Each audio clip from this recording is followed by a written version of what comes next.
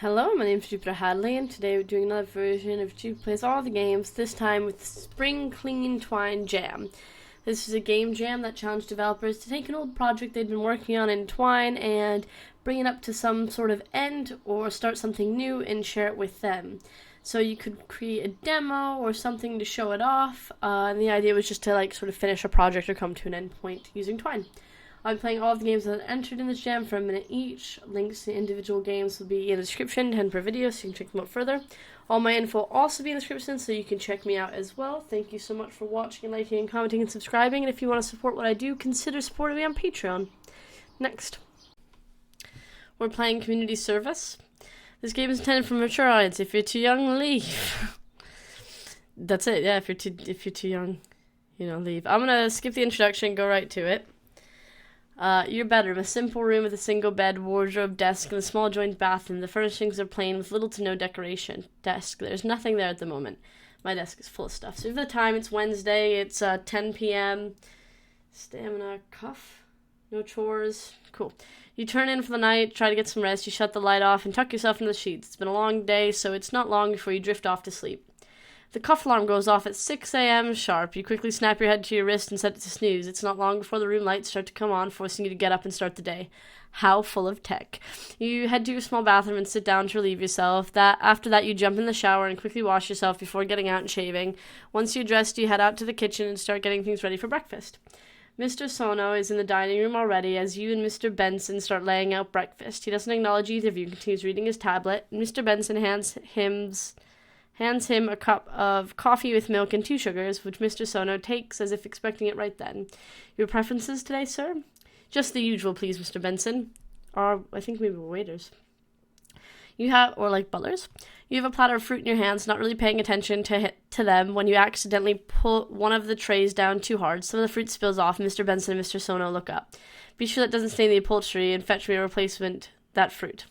It's okay, Mr. Benson. Mr. Benson looks to Mr. Sono and quickly stops berating you. You know what? I've changed my mind. I think I'll have some fruit instead. Come here with that tray, servant. Mr. Sono crooks his fingers and points the space behind him. He doesn't give you orders very often, but you know when he does disobeying has drastic consequences. So I do feel like this needs a little proofread. Yes, sir. You go to pick up the spilled fruit, but Mr. Sono just gestures for you to leave it. Without a word, Mr. Benson comes over and cleans the mess instead. You approach with what's left of the tray and stand behind Mr. Sono. Rather than filling the empty plate in front of him, Mr. Sono picks a piece from the platter and starts eating it. You go to put the tray down next to him. Don't move. You stop halfway to putting the tray down, unsure of what to do. Mr. Sono gestures for you to stand up with the platter still in your hands and takes another piece. Oh, so he's going to eat off of it. I have all these chores to do as well. That's how you stay standing there like a human side table. Mr. Sono slowly picks from his tray and skims through his tablet while Mr. Benson serves everyone else during the morning meal. The other residents don't really give you a second thought as they see Mr. Sono has you doing. You never realized how demeaning such a simple task could be, and your cheeks flush at the humiliation. After 3 long hours, Mr. Benson comes back to the dining room. He finishes clearing the rest of the table about 40 minutes ago, but you'd had to stay there the whole time. Your arms started aching at around the 1 hour mark. Sir, he taps his wrist. Without a word, Mr. Sono gets up and leaves the Mr. Benson right behind him. Once they're both gone, you drop the tray on the table and relax your sore muscles. You must be doing your best not to spill the tray again. Let's start chore. I have to do it it's an hour. So I'm cleaning the hall. You take the duster from your collection of cleaning supplies and start going over the hall. Once the tables and other surfaces are done, you carefully run the duster over the paintings lining the walls. Use a cloth to clean the gaps in the molded frames as well. You sweep the floor carefully, making sure to get into all the nooks and crannies. Once that's done, you fill the mop bucket with some water and some cleaning solution. You go over the surface with some floor wax to create a shiny finish, and it fills the hall with a pleasant aroma. Cool, so we can go through our chores. There's also, where people are. Interesting. I think this game has potential to go in lots of different directions. It's a very interesting concept. It just needs some proofreading, I think. Next. We're playing Dr. Diabolical's House of Horror. Welcome to Dr. Diabolical's House of Horror. This is a virtual escape room where your goal is to solve puzzles and traps. Dr. Diabolical has laid out for you. To do this, you must carefully read text, choose your path by deciding which routes you'll take, solve the riddles and puzzles, and make sure you look for hidden clues. Links will sometimes change when you click on them. Go to link 2. Okay. This is a helpful input box, okay? Your map inventory health bar on the side of the screen. Cool, we've nothing. The map at the start navigates mansion. Okay, in the middle of the stats bar is your inventory. Health bar. At any point in the game you can save. It's fine. Let's do it. Sure, my name is Frank. Let's put in my name. Let's be a girl. My name is Jupi. The name of my company is Ghost Stalkers. My favorite color is rainbow. The name of my imaginary pet is Pancake because, yes. You, Jupiter, the founder and sole employee of the newly formed Ghost Stalkers, have been hired to investigate the happenings at the Diabolical mansion and put an end to all of the ghostly, murderous shenanigans. The voicemail you received when they hired you was very vague on details. About 3 things you are absolutely positive of. Edward Cullen is a vampire. This is a hilarious joke, not actually part of the escape room, but worth it, right? The previously dead Dr. Diabolical has reanimated and will take over the world if he's not stopped. The voicemail said something about interdimensional portals and shutting them down. The only way to win this game is to gather up all the items you need, find all the hidden clues, and solve the riddles. Once you think you've got everything you need to put Dr. Diabolical back in his grave, head to the basement. You should have a pen and paper handy. I don't. I can open up a notepad. I have a notepad. It's right here. The mansion sits on the end of a long gravel driveway. The huge building blocks the sun and casts eerie shadows on everything. What are you doing? Why are you doing this at dusk again? The mansion has long since been abandoned. Windows have been broken. Paint is peeling. The porch looks rickety, and you're pretty sure a raccoon is staring at you from one of the windows. It's creepy. Maybe too creepy. But you've trained for this. Your mom said those online ghost hunting courses were a waste of money, but you're going to put that training to the test today. You double-check your ghost hunter's bag and head for the door. Yeah. Wood creaks ominously beneath your feet as you pace around the porch. The door is old but solid. There are no broken windows on the ground floor, so you can't get in that way. It looks like there's no way you're getting in there without either finding a key of some kind or taking a battering ram to it. But maybe it's unlocked. You turn the knob and nothing happens. Well, it's locked. You tried, right? This place is too creepy. Peace out. There's some kind of key. There has to be some kind of key somewhere. Let's investigate the porch. You try to jimmy the lock with the ID card in your wallet, but it doesn't budge. Unfortunately for evil, your observation skills are on point today. You see a key-shaped object outlined in the welcome map below your feet. Oh, we got a key. Jupiter's alive meter. Let's go investigate the lock. The key is old and rusted, but it looks like it'll fit in the lock. You wipe the dirt and debris off your jeans and try the key.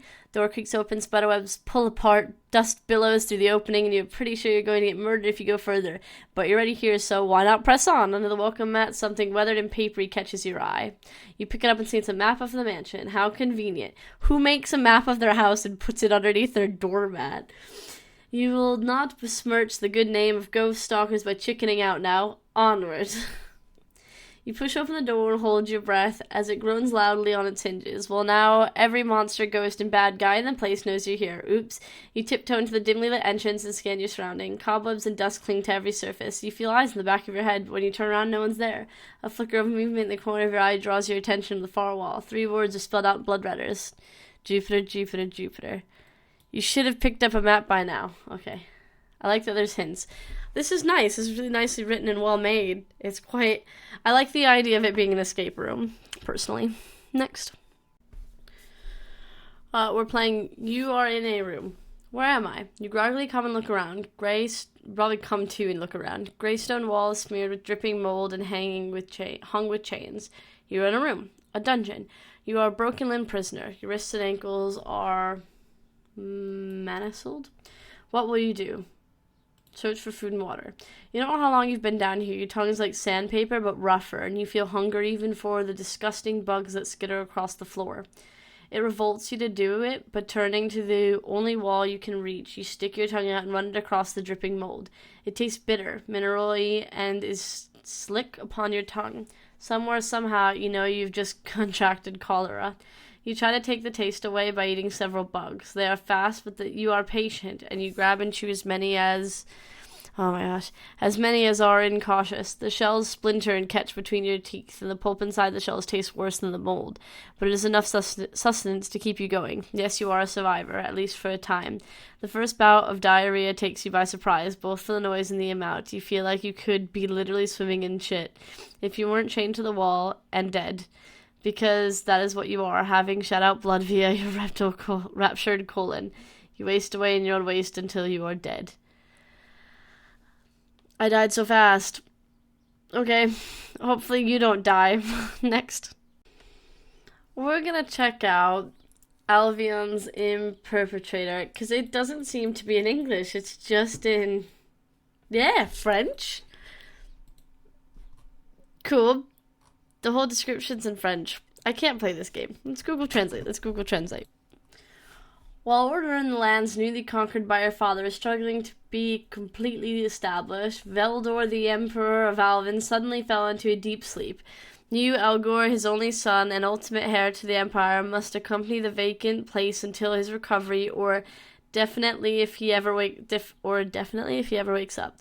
The future of your reign could not be more uncertain. Your heavy task is the hearing of grievances of your people, the Senate, and the Order of Salvation. Can you satisfy them all? The answer is no, I don't speak their language. I think it's interesting that they tried to make a game that has apparently a bunch of different endings, and it's kind of medieval, and you have to be in part of a throne that you didn't ask to be in charge of. I think it's an interesting concept. A lot of these have been pretty interesting.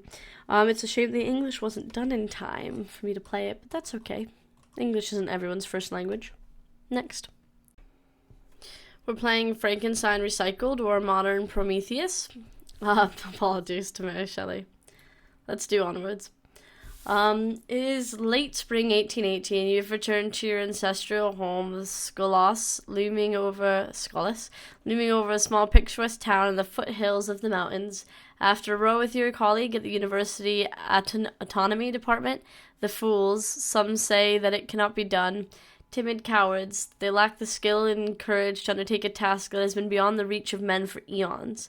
Now it will take an inspired, resolute, and fearless scientist like you. Success will write your name in the annals of history.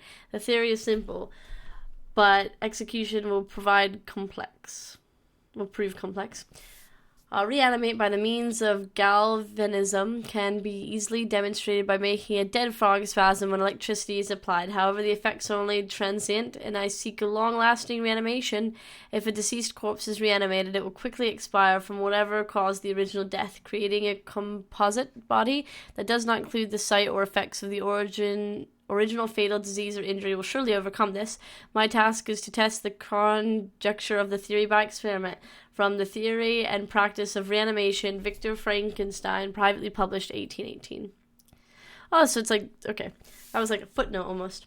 With painstaking care and patience, you have assembled the laboratory equipment and alchemic substances that you will need. Apart from Igor, your loyal but severely challenged servant, I don't know. All of the other staff have been dismissed. If the gossiping town folks think it because you were short of money, well, let them. It only remains to collect the human body parts that the experiment requires. A head, a brain, left and right arms, a torso, left and right legs. You've drawn up a mental list of where to get body parts, but secrecy will be vital. In these backwards rural parts, few people would be kindly to your experiments if they were known. Where do you go first? Undertakers. It is a fine night, unfortunately, that will increase the chances of being noticed. You look around carefully. The dark, empty streets and alleyways of the town seem to be deserted. Breaking into Undertakers is taking a risk. It is sure to be discovered in the morning. However, if you can get some of the body parts you need for your experiment, they will be fresh, and this will reduce the amount of preparation needed in your laboratory. You found one body part that could be useful in your experiment. It is the right leg. Now take a closer look, unless you decide swiftly to return home or move on. Examining the recovered body part carefully in the light of your shielded lanterns is from a recently deceased corpse. Sever and take right leg. Choose which, if any. Okay. Take the right leg, hand it to Igor. Body parts back in your laboratory cold store. The cold store is empty at the moment. Let's return home. We have a right leg. I think we're doing this right. No. Returning to the safety of a laboratory, you set out to keep as far as possible to ill-lit alleyways and shadows, avoiding the wider streets that lead down to the town square. Igor is carrying larger tools and the collected body parts. You have smaller and more delicate surgical instruments. In the darkness, a shout rings out. Hey, you, stop. Two Merly men with lanterns come towards you. Damnation, it is in this town. Watch. You have two choices, run or fight. I think that we should fight. I also think that I should have gone back and done something different because they told me that it wasn't going to be a good time and that people would see me, and then guess what? That's what happened.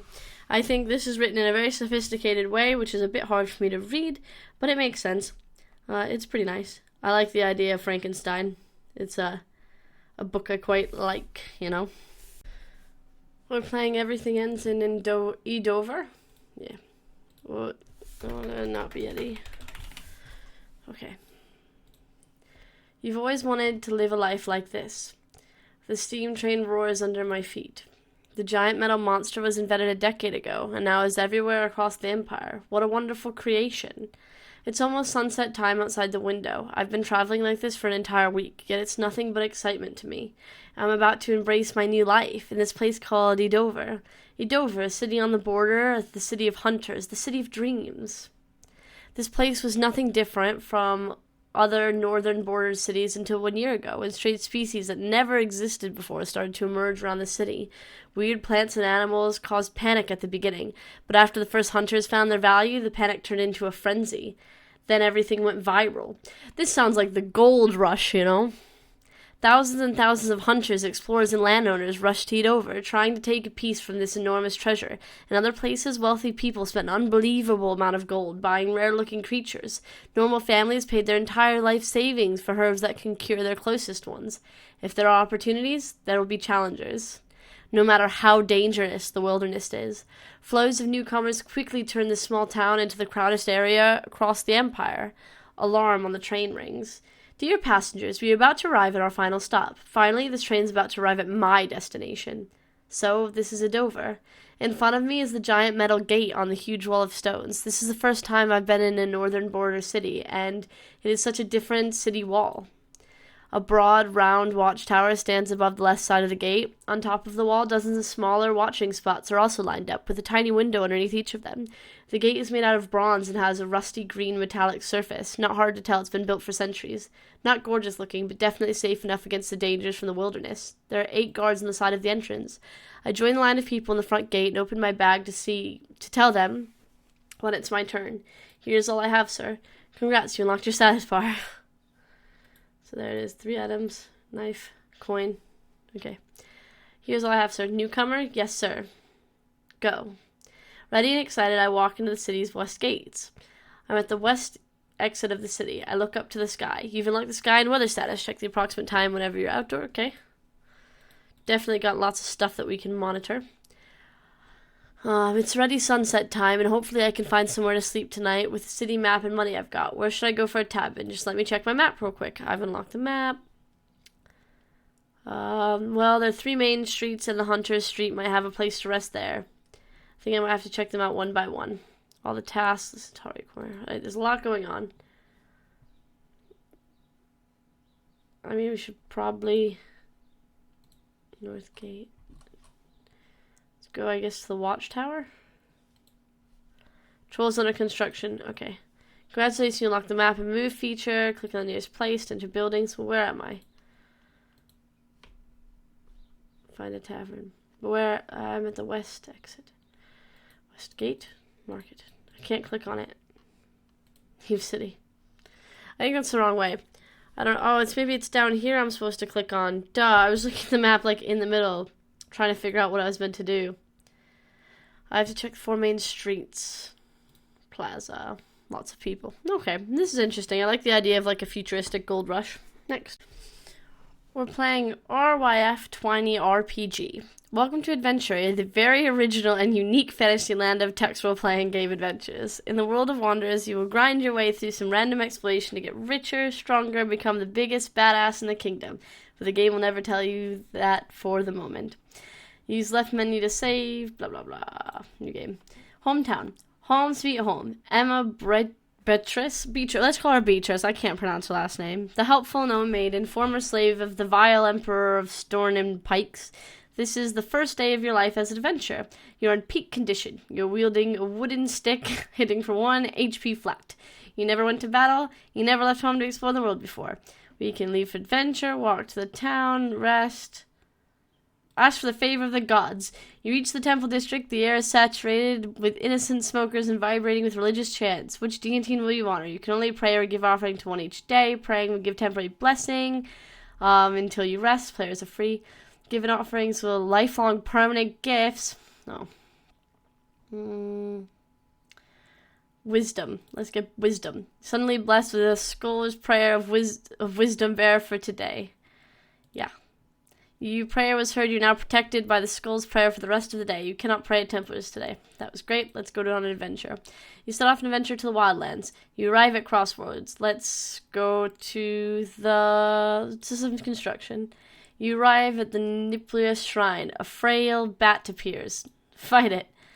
It munches on you for 1. Fight. Let's try to analyze. Oh, look at that. So we can see its health, we can see our health. I'm just going to keep fighting it. It's wounded. It munches on you for 2, munches on you for 1. We're not doing very good. It's very wounded. Victory! Alright, you collect some valuable resources. 1 coin from the frail bat carcass. You are mostly unarmed, bearing a few flesh wounds. Yeah, that's like none. Gain 5 XP, then the total is worth 1 coin. You've killed 1 monster. You walk peacefully fields for 45 minutes, accompanied by the singing of an unseen bird. Continue. A frail bone worm appears. We're gonna fight.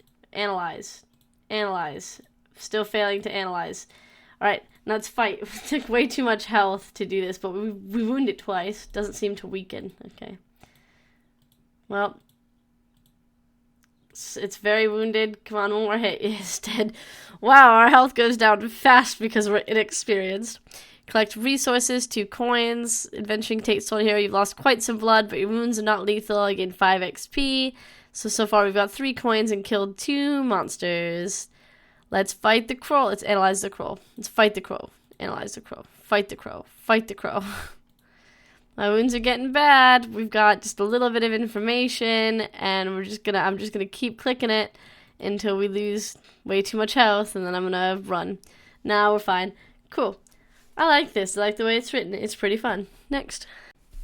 We're playing the nature of sound. Sound in human, non-human world. Listen to our life. We can hear various of sounds near us. Focus on what you can hear when you walk, rest, and move. Your life will be more enriched. Let's travel around our sound world together. Oh, this is cool. Do you want to walk with me? What time do you want to go? Let's do an evening walk. Okay, let's meet in front of our building. Is 7 p.m. okay? Yeah, we'll meet at 7. I don't mind where we go. Where do you want to go? I don't know what any of these places are, so I'm picking the 3rd one. Wow. Oh, that scared me a bit. In the forest, you saw some people taking pictures. Lake. Right, the lake is melting. Oh, okay. Lake is melting, baby walking by, riding bike, strong wind, singing birds, flying goose, people talking. What else do you hear? I hear water. Huh. I kind of wish the audio tapered off, because audio is really important to this. I wish it tapered off as it switched to like the next thing. Strong wind. Wind tiles. Let's go to a school. Taking pictures, transportation, people talking, riding bike. What else do you hear? Transport's loud.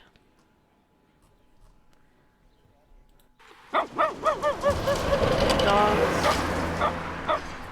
2 strikingly different pictures. Transport, baby walking by, strong wind, barking dog. What else do you hear? I think it's an interesting like soundscape project.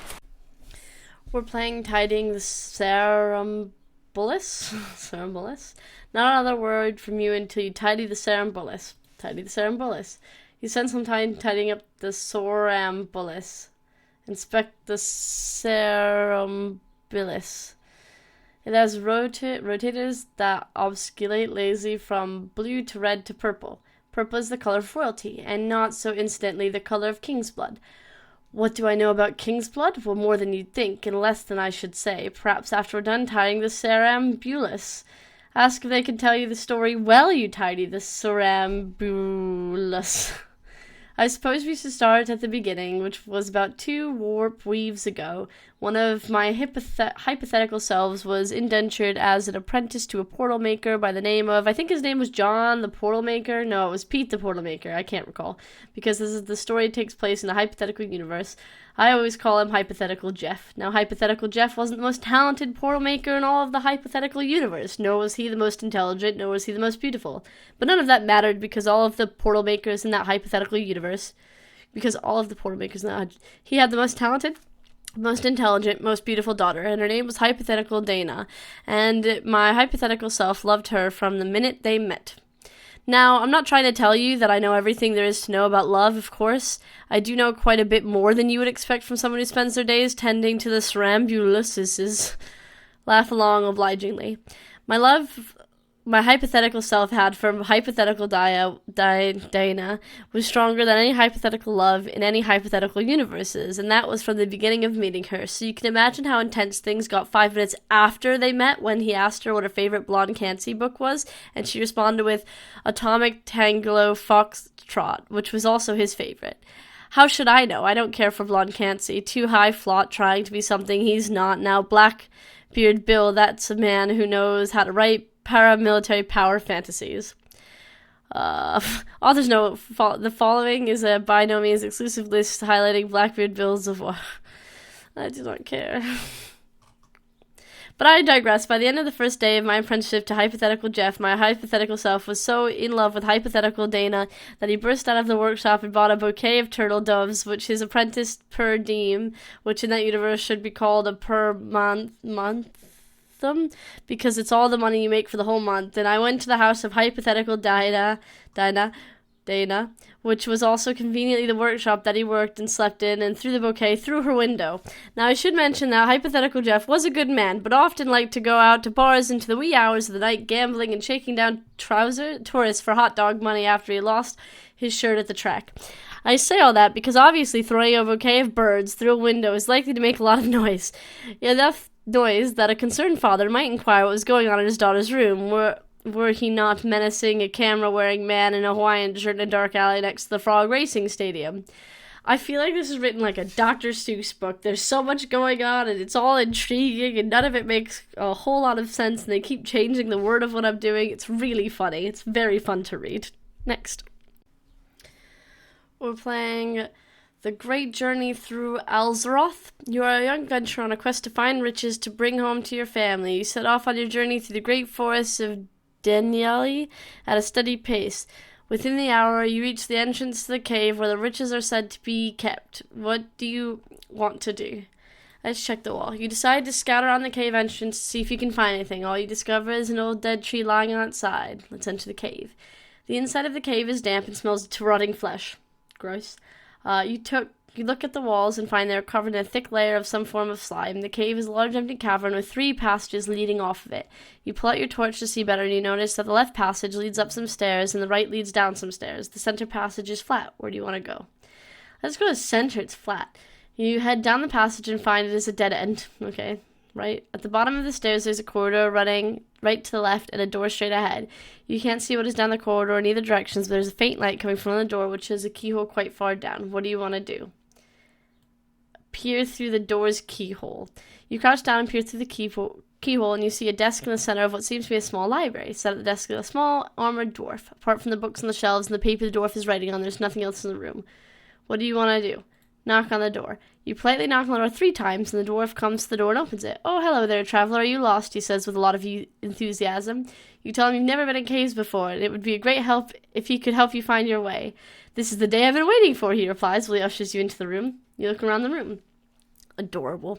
You glance around the room and see that the books run around the 4 walls and over the door. The room is dimly lit with only a few candles on each corner of the table. The dwarf rushes over to one wall and pulls a book from the shelves. He takes the book to the table and tells you to take a look. You look at the pages and the dwarf waves his hand and the text changes from dwarvish to local common language. As you look through the pages of the book, you realize this book is a complete encyclopedia of all the rooms in the cave. The dwarf says it's nice to have a customer once in a while. I used to have loads before the creature overran the cave. You take note of one of the pages which states, "Beware the mighty dragon that slumbers near the shrine." You thank the dwarf for his knowledge, paying him 10 gold. Do I have gold? I don't know. And exit the room back at the corridor. We got a book. At the bottom of the stairs, left or right? I don't know. Let's go left. You find yourself in an open room lit with burning torches and a thin shaft of sunlight that has fallen in the center altar. The altar is plated in gold and studded with vibrant jewels from all across the land, and the center is a bowl filled with some liquid. The walls are covered in vibrant designs of ancient people worshipping a god. What do you do? There are so many options on this, and I'm here for it. Let's examine, I guess. You study the designs closer and saw they depicted a strong being towering above the land and its people. Examine the shrine. You look closer at the shrine door, and right outside it reads, "He who offers their gift shall be truly blessed. I have nothing. Lay a sword in the water." You lay your sword on the altar, and you feel your spirits lift as it starts to glow. You can feel energy passing through it to you. You feel blessed. Our max P went up by 5. Cool, I'm glad we're looking around. Let's drink. You lost 20 health, though. Well, next we're playing Hometown Journey. This is actually the last game into this jam, so I hope you enjoyed this video. Sunlight shines on me through the window. My room is cozy enough, but there is little to do other than stare at the walls or writing in my journal. Boredom never takes too long to set in. My mind wanders to the outside world, and I consider my options for entertainment. I could just take a walk in the hallway or visit the library. Let's take a walk. I'm not a journaler. Ooh, these graphics are nice. The hallway is far from interesting, but at least more spacious than my room. A few potted plants have been placed next to the walls at regular intervals, although I do not know whose idea that was or who's watering them. In the corner, Kiefer keeps watching over the area as usual, despite barely keeping his eyes open. A closed book has also been left on the edge of a small desk. Book. The thin hardcover book has no title. It seems to be about personal quizzes and not the scientifically validated kind. Truly, it's difficult to imagine Kiefer devoting... I don't know if that's his name. Kiefer. Devoting his time to this, but I suppose he's allowed an out-of-character hobby. Then again, maybe someone else left it behind in the hallway. This is what is your color, but I guess I can't do that yet. Kiefer. Kiefer is steady with his arms crossed, his back against the wall, half asleep in the corner of the hallway. Despite the bad first impression this often causes, he is surprisingly adamant about his guard duty and competent enough. I would even be impressed if I didn't know how arrogant he is towards just about everyone. I give him a nod as he sees me, and he replies in kind, likely expecting me to either start a conversation or walk on. I came out for a walk because I have nothing to do myself, but I can hardly complain when looking at your assignment, I tell Kiefer in the hopes it's both both joking and sympathetic tone. How do you not go mad just standing there all day? He grins, and in the second before he speaks, I'm already regretting my question. It gives me time to think about things, he says. It makes life easier when you have a good thinking ability. Maybe you should look into it, although I can't guarantee you aren't a lost cause. My thinking ability is doing fine. I make a show of rubbing my temples. It's your mere presence that makes my brain cells want to die. I guess we go back to our room. Library. The library is bright and warm with an airy feel despite small size. Niece likes to keep it clean to an insane degree, which would be commendable if not for a reaction when someone so much as comes in with a spot of dirt on their shoes. I still shudder at the memory of her last reprimand. The local book collection is lacking, and new volumes are a rare occurrence, but nevertheless I glance at the shelves. There's an open book sitting on a table. Lots of books. The book is so old and worn that most of its faded ink or torn pages appears to be an anthology of old poems in the barely discernible index. Someone took the time to black out the title of the poems, now unreadable, leaving only a few to be enjoyed. Alone. Alone. From childhood's hour I have not been, as others were I have not seen, as others saw I could not bring my passion from a common spring, for the same source I have not taken, my sorrow I could not awaken, my heart to joy at the same tone, and all I loved and loved alone. Thou in my childhood, in the dawn of a most stormy life was drawn, from every depth of good and ill, the mystery which binds me still, from the torrent or the fountain, from the red cliff of the mountain, from the sun that rounded me rolled in its autumn tint of gold, from the lighting in the sky as it passed me flying by, from the thunder and the storm, and the cloud that took the form, when the rest of heavens was blue, of a demon in my view. Edgar Allan Poe. Interesting. I'm surprised they have, like, real books, I guess, real poems. Librarian Anise is 2 years younger than me and has read every book in here at least twice, a feat, really, considering that some of them are simply handwritten notes from old meetings. Her soft, pastel-colored clothes are always as pristine as the library. Upon noticing me, she smiles and lightly waves her hand in greeting. I flash a brief smile at her, knowing I am welcome to just hang out in the library or actually talk to her. I like the way that, like, new characters being introduced as well. I'm going to stop here. I hope you enjoyed this set of games and enjoyed this game jam. It's definitely a bit interesting doing narrative-based games because it's a lot of reading, which is fine, but it's just, like, different for me, I suppose. Anyway, thank you very much for watching, liking, commenting, and subscribing. Bye.